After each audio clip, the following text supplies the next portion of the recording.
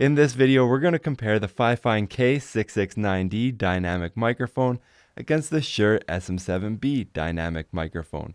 We're going to do a whole bunch of different tests. We're going to use our report card to compare both of these microphones, and then we're going to talk a little bit about which one of these microphones we recommend for you for podcasting, live streaming, and vocal recording. Now in this video, both of these microphones are connected to the Rodecaster Duo. There's no effects or processing on either one of these microphones. What you're listening to right now is the raw feed from both of these microphones. Now for the Fifine K669D, we're using about 48 dB of gain on the Rodecaster Duo, and for the Shure SM7B, we're using 59 dB on the Rodecaster Duo.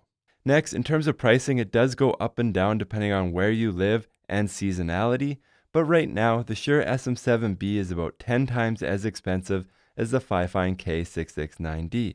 If you do want to see the current up-to-date price for anything in this video, we have links down in the description below where you can find everything you see here from a variety of online retailers to make sure that you are getting the best price possible.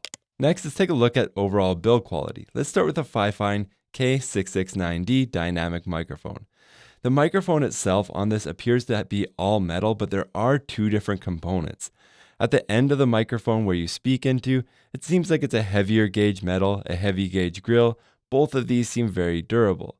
Next, connected to that, there's kind of a different type of metallic material here.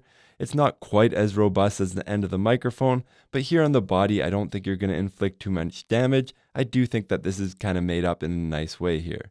Connected to the bottom of the microphone, you can connect the plastic mounting clip that I'm using in this video.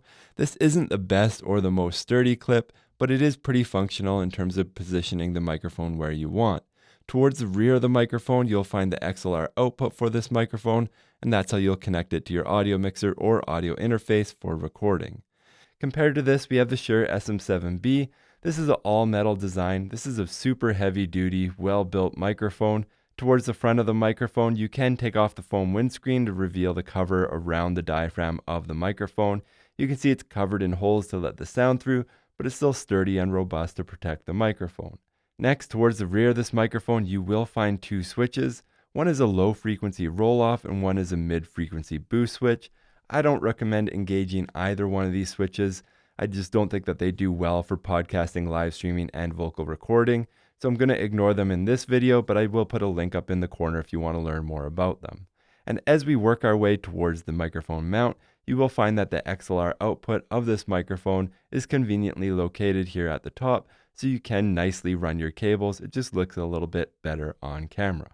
Let's quickly take a look at the specs of either one of these microphones so you can see what we're working with. Both of these microphones are XLR dynamic microphones with a cardioid polar pattern. They're both end address microphones. For the Fifine K669D, it has a frequency response between 50 Hz and 15 kHz, has a sensitivity of -50 dB plus or minus 3 dB, has a max SPL of 120 dB, and a weight of 412 grams. For the Shure SM7B, it's also an XLR dynamic microphone with a cardioid polar pattern. It's an end address microphone with a frequency response between 50 Hz and 20 kHz. It has a sensitivity of -59 dB, max SPL of 180, and a weight of 764 grams. Now the Fifine K669D does not publish the frequency response chart, but we're going to take a quick look at the Shure SM7B. The dotted lines represent the frequency response of the Shure SM7B if you engage those switches on the back of the microphone. Most of our interest today is in this solid black line. You can see that there is a low frequency cut from 100 Hz down to 50 Hz. The low mids are left a little bit open here.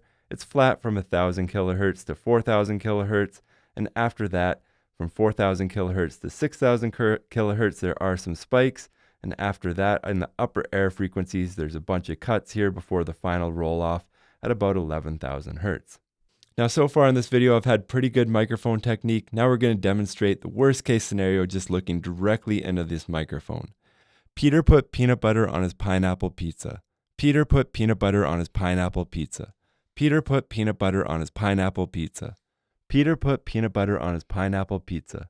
Peter put peanut butter on his pineapple pizza. Peter put peanut butter on his pineapple pizza. In terms of a background noise test, this is what the Fifine K669D dynamic microphone sounds like with the keyboard and mouse in the background.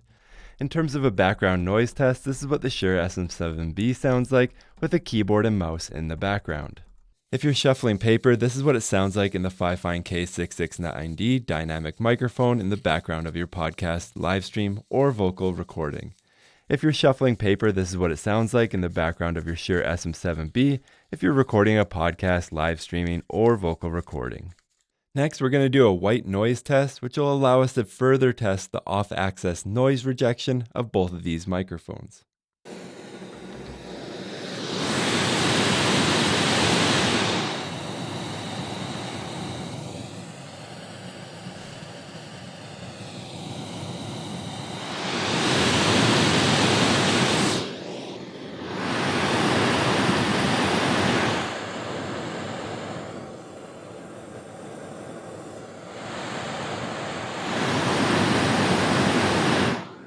Here's what the Fifine K669D sounds like if you move this microphone throughout your podcast, live streaming, or vocal recording. This is what the Shure SM7B sounds like if you move it throughout your podcast, live stream, or vocal recording. This is what the Fifine K669D sounds like if you tap your microphone or your boom arm. This is what the Shure SM7B sounds like if you tap your microphone or your boom arm. This is what the Fifine K669D sounds like with the audio processing turned on the Rodecaster Duo. This will give it some EQ, compression, de-essing, and a couple other little things just so you can hear the potential of this microphone.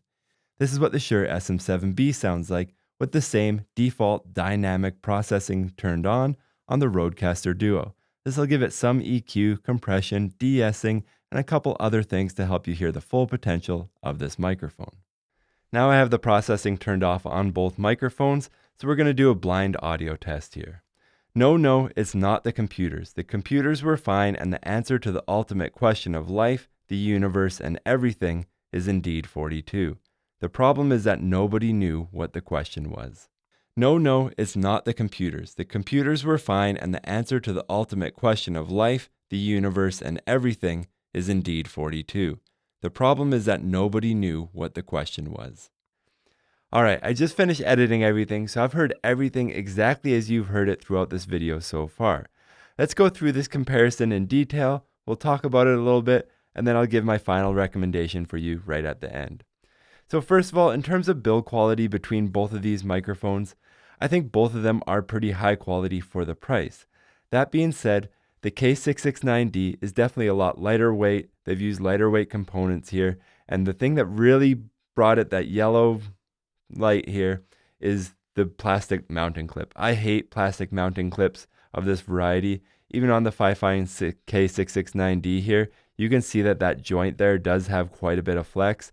I think eventually, after a couple of years of use and moving this microphone around, I feel like that is going to fail. I think you put this in the wrong environment and that component will eventually wear out. So that's why I put a yellow light there, because I think that this won't last you 5 years without having to replace a component. Compared to the Shure SM7B, the Shure SM7B is a monster. It's all metal. The metal yoke here is super robust, really robust microphone overall, especially compared to the K669D. Next, when we rate this microphone in terms of plosives, the reason I give it a yellow light here is because I do think if you're using this for a podcast, you're going to want some type of third-party windscreen. When you look directly into this microphone, and podcasts are imperfect, they're dynamic, you might be working with people that are untrained or not professional or haven't used a microphone before, and if you have to buy a third-party piece of equipment to protect it from plosives, that's why it gets the yellow light rating from me. Can you use really good microphone technique and make it a non-issue? You can. But since we're reviewing this for podcasting, live streaming, and vocal recording, I just think if you're podcasting with this, you need a foam windscreen on it. Comparatively, the Shure SM7B performs super well in the Plosive Test. Next, in terms of noise rejection, the K669D here did pretty well, but the Shure SM7B obviously did better. It rejected more background noise in the keyboard test and the paper test and the white noise test. So I think here the K669D did well, but the Shure SM7B did better. For the handling noise, this is somewhere, if it was a 5-point scale, it'd be 3. It wasn't so bad that it's like a full yellow light. This is something to worry about, but it was quite a bit worse than the Shure SM7B and other microphones that we've given kind of the green light to. So I think if you're using this microphone in a dynamic event like a podcast, this handling noise of the microphone is going to be too much. It just was a little bit over that threshold of being perfect to me. So the Shure SM7B, it's no secret. You can hear that the microphone is moving. And I don't know of any microphones that you can't. But the handling noise of the K669D was just a little bit much in that podcasting setting. That being said, if you're streaming with this microphone, I don't think this is an issue for you. Next, and maybe most importantly, we also have to talk about frequency response. How do these microphones actually sound? I think both of these microphones sound great. The Fifine K669D to me could probably use a de-esser. There's a couple frequencies up there that just seem to catch the S's a little bit and the lisps a little bit and that type of thing. It's just a little bit distracting, but I think you can tune that out. But other than that, for the money, I think it's a really great sounding microphone. I definitely think it's best in class in its price range. But the Shure SM7B to me just sounds a little bit warmer, a little bit smoother, a little bit easier to listen to for a long period of time. And those are all characteristics and traits that you want for a podcasting microphone, live streaming microphone, or a microphone for live vocal recording. So next, let's talk about price and value. Like I said, the K669D is 1/10 of the price as the Shure SM7B. So in my report card here, I've kind of calibrated that price and value portion there to take the price into consideration. Yeah, we have some yellow spots and some green dots, and only one check mark is on price and value. That's because it's so inexpensive. I can be pretty forgiving with this microphone when it's so cheap, and for the money, you're getting a ton of value there. Comparatively, the Shure SM7B did really well on all the tests, but the price of it just makes it prohibitive. It's pretty expensive for what you're getting, and it's really hard to justify the Shure SM7B compared to the K669D when you consider the price and value and overall what you're getting for what you pay. Do you want 10 of these or do you want one of these? That's what you kind of have to decide here. Okay, so what are my final thoughts here? What's my actual recommendation? When you look down my little chart here, you can see that the K669D has a lot of yellow, some green, and one green check for price and value. And for me, that's the decision maker here. The K669D has a ton of value. If you're just getting into home recording, the K669D is where you should be putting your money. This is a great microphone at an affordable price. Now, is the Shure SM7B a better microphone? Yeah, it's a better microphone in almost any way that you can measure. For me, in my studio, this is my business, so I need more filming days. If there's noise outside, I still need high quality recordings. I re-record stuff much less with the Shure SM7B. It's a professional grade microphone and it is expensive. So what we're weighing here is value. So if you're into this for like a hobby or a fun thing, you're going to get a ton of value out of the K669D and it's worth every penny that it's worth. But I would say if you're doing a more professional recording, the Shure SM7B is definitely a better microphone in every way that you can measure. I hope this video has been helpful. If you have any questions about either one of these microphones, please leave a comment down in the comment section below. If you want to see more reviews or comparisons of either one of these, please let me know. Again, if you are looking for pricing or specs for anything in this video, we have links down in the description below. And if you want to see more videos like this in the future, please like and subscribe. Thank you for watching.